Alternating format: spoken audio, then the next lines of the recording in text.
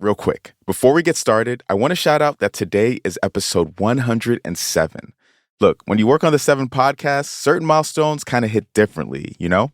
And with this special occasion, we're kicking off our first ever listener survey.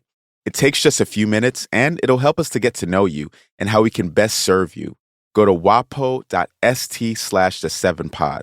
That's wapo.st/the7pod. And the 7 pod, it's the number 7. There's also a link in our show notes.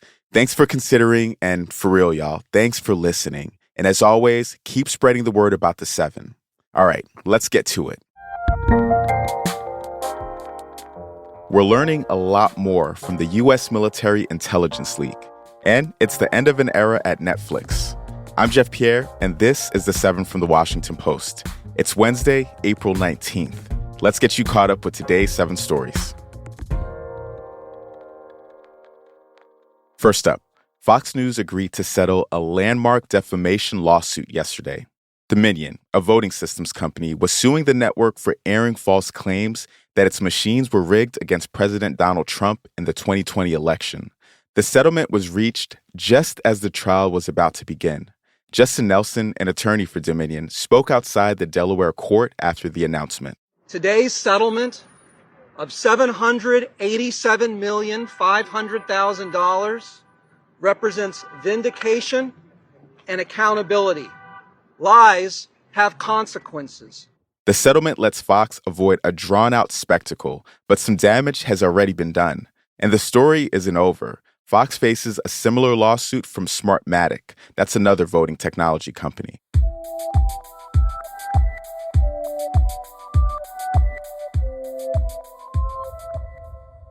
Number 2, we keep learning more from the U.S. military intelligence leak.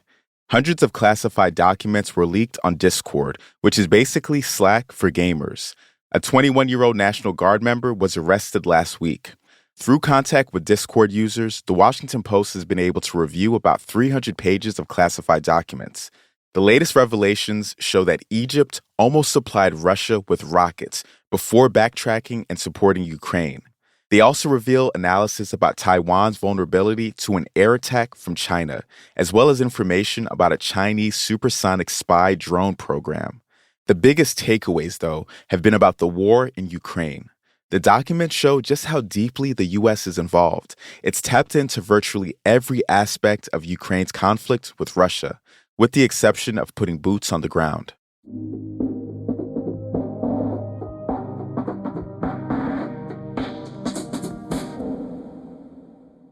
Here's number 3.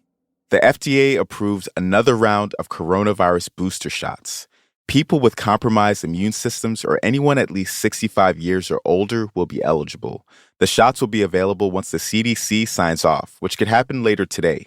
This is important because COVID is still a leading cause of death in the U.S., especially among the old and immunocompromised. Research has shown that protection from the coronavirus vaccines and boosters start to wear off after a few months.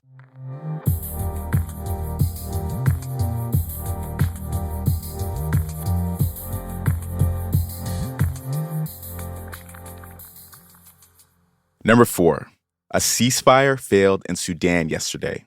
A power struggle between the Sudanese armed forces and a paramilitary group has killed more than 185 civilians. At least 1,800 people have been injured.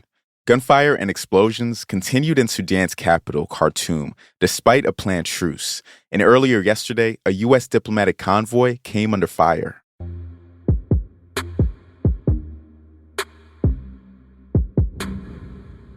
State legislators have introduced more than 400 anti-trans bills just this year. That's story number 5. At least 29 bills in 14 states have become law since January, already surpassing last year's total. We have a link to a map that's in our newsletter that shows where all this is happening. Many of these bills ban gender-affirming care for minors or restrict trans girls from playing school sports. Some take aim at drag events. Behind this wave is a network of conservative religious groups.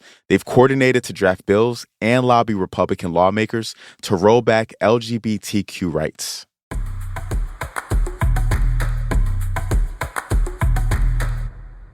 Number 6. Buffalo Bills safety Damar Hamlin was cleared for an NFL comeback. Yesterday, Hamlin said that he intends to play again.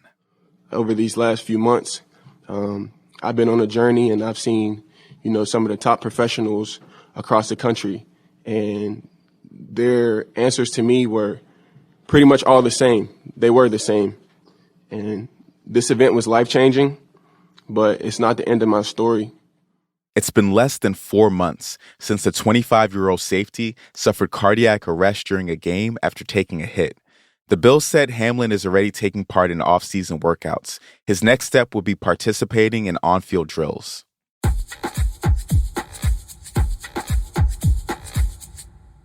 And at number 7, it's the end of an era at Netflix. The giant streaming service announced yesterday that it'll stop mailing out DVDs. That's the business that started it all.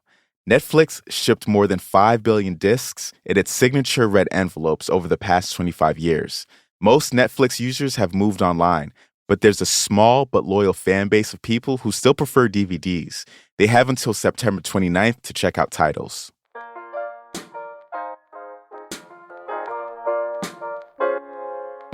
That is episode 107 of The 7, and you're all caught up. Don't forget, we'd love to hear from you in our first ever listener survey. A link is in our show notes, or you can go to wapo.st/the7pod. And thanks again.